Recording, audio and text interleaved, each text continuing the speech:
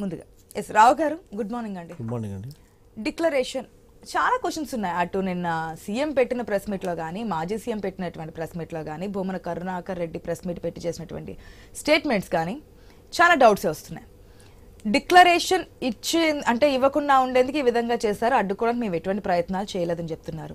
మరొకటి నేను 4 గోడల మధ్య బైబిల్ చదువుతాను అని చెప్పి ఒక స్టేట్మెంట్ ఇచ్చారు నిన్న మాజీ సీఎం జగన్మోహన్ రెడ్డి. డిక్లరేషన్ అది ఏ విధంగా ఒక క్లారిటీ అయితే ఇవ్వండి. అసలు ఇదంతా కావాలని రాజకీయ కోణంలోనే చేస్తున్నారా?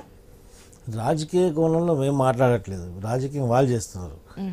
ఎందుకంటే ఒక వేరే మతాన్ని, ఇప్పుడు నేను ఒక మతాన్ని హిందూ మతాన్ని ఆచరిస్తున్నాను, నేను ఒక మస్జిద్కి వెళ్తాను.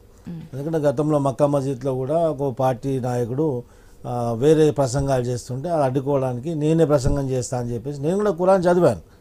అంత మాత్రం నేను ముస్లిం అయిపోను కదా. నేను ఆచరించిన ప్రాక్టీసింగ్ హిందూ, ఒక ప్రాక్టీసింగ్ హిందూగా జగన్మోహన్ రెడ్డి ప్రాక్టీసింగ్ క్రిస్టియన్ ఆయన. ఇంకా వేరే మతం వ్యక్తి ఇంకా వేరే మతం యొక్క ప్రార్థనా స్థానానికి వెళ్తే the sanctity of that prayer house will be protected, will not be disturbed by me అని చెప్పేసి ఒక అఫిడవిట్ ఇవ్వాల్సి వస్తుంది, ఒక డిక్లరేషన్ ఇవ్వాల్సి వస్తుంది. ఎందుకంటే ఆ యొక్క గుడి యొక్క ప్రార్థనా స్థలం యొక్క రాజ్యాంగంలో మొన్న నుంచే ఉంది, అది కొత్తగా వచ్చింది కాదు. ఆ ప్రార్థనా స్థలం యొక్క పవిత్రతను నేను ఏ విధంగా భంగం కలిగించను అని చెప్పేసి ఆ డిక్లరేషన్ తీసుకున్నారు. 14-19 మీరు అధికారంలో ఉన్నప్పుడు పాదయాత్ర చేసి వెళ్ళినప్పుడు ఇవన్నీ ఎందుకు రాలేదంటున్నారు వాళ్ళు. ఖచ్చితంగా డిక్లరేషన్ తీసుకున్నారు. ఆ రోజు వీళ్ళందరూ అబద్ధం మాట్లాడుతున్నారు కానీ ఎవరు వచ్చినా డిక్లరేషన్ ఇవ్వలేదు అంటున్నారు. మరి ఒకసారి డిక్లరేషన్ ఇస్తే మళ్ళీ డిక్లరేషన్ ఎందుకు? ఎన్నిసార్లు పోతే అన్నిసార్లు డిక్లరేషన్ ఇవ్వాలి అక్కడ. ఎందుకంటే అన్య మతస్థులు వేరే మత యొక్క ప్రార్థనా స్థానానికి వెళ్తే ఖచ్చితంగా డిక్లరేషన్ ఇవ్వాల్సి వస్తుంది. డిక్లరేషన్ ఇవ్వాల్సి వస్తే నీకు వచ్చిన ఇబ్బంది ఏంటి? డిక్లరేషన్ అడుగుతారు అక్కడ, ఖచ్చితంగా డిక్లరేషన్ అడుగుతారు. డిక్లరేషన్ ఇవ్వాలా, ఇచ్చేసి పో. ఇప్పుడు వెంకటేశ్వర స్వామికి దర్శించుకోవడానికి వస్తుంటే ఆపడానికి మేమెవరు? ప్రభుత్వం కూడా ఆపనికి లేదు. భారత రాజ్యాంగం ప్రకారంగా ఒక సిటిజన్కి ఎక్కడైనా ఏ ప్రార్థనా స్థలానికైనా వెళ్ళనికే అవకాశం ఉంది, వెసులుబాటు ఉన్నది. ఏ దేవుడైనా మొక్కొచ్చు, ఏ గుడికైనా వెళ్ళొచ్చు, ఏ మస్జిద్కైనా వెళ్ళొచ్చు, ఏ చర్చికైనా వెళ్ళొచ్చు. కానీ నీ యొక్క మూల మతం ఏంటి, నీ యొక్క ప్రాక్టీసింగ్ ఇదే మతం ఏందనేది ఖచ్చితంగా దానికి ఇంపార్టెన్స్ ఉంటుంది కదా. ఇప్పుడు జగన్మోహన్ రెడ్డి అయినట్టు ఇప్పుడు ఏదైనా అప్లికేషన్లో మనం రాస్తాం వాట్ యువర్ కాస్ట్ కమ్యూనిటీ అని రాస్తాం. అంటే నువ్వు వాళ్ళని 4 రాస్తావా? నేను సిక్కు, హిందూ, ముస్లిం అని రాస్తావా?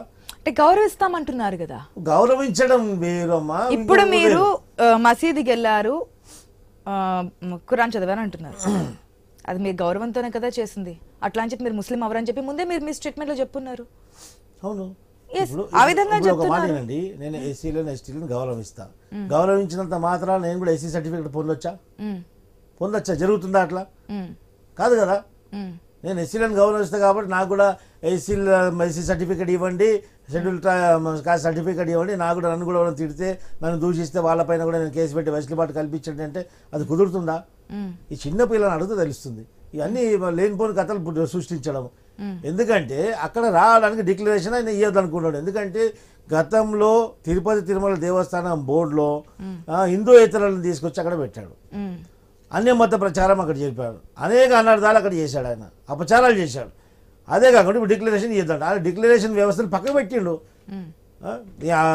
చైర్మన్ వచ్చిన తర్వాత వైవి సుబ్బారెడ్డి వచ్చిన తర్వాత డిక్లరేషన్ వ్యవస్థను పక్కకు పెట్టేశారు. అప్పుడు అలవాటుగా మారిపోయింది నాకు డిక్లరేషన్ లేకుండా మీదికి పోవడము. ఒక సిస్టమ్ ని నువ్వు బుల్డోజ్ చేస్తే డిక్లరేషన్ కోసమే ఆగారు జగన్మోహన్ రెడ్డి అనుకుంటున్నారా?